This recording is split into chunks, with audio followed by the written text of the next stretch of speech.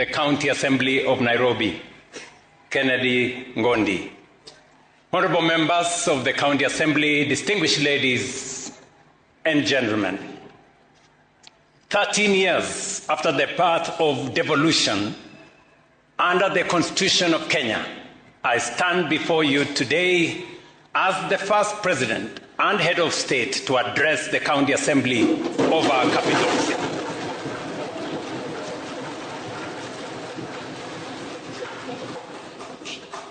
I do so with clarity, with conviction, and with a profound sense of duty.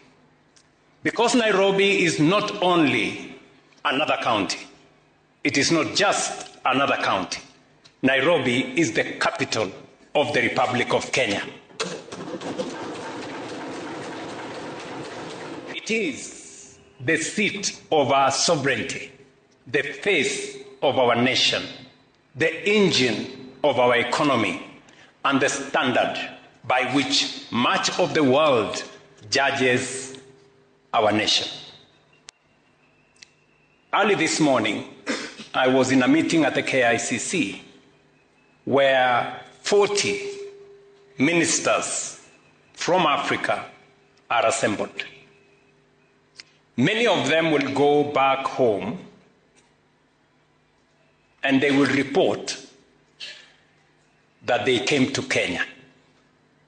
But the reality is that they came to Nairobi.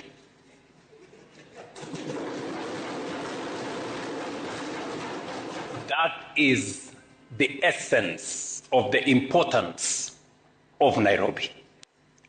When Nairobi works, Kenya works.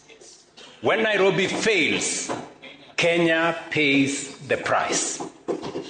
That is why we must speak plainly and with candor to each other today.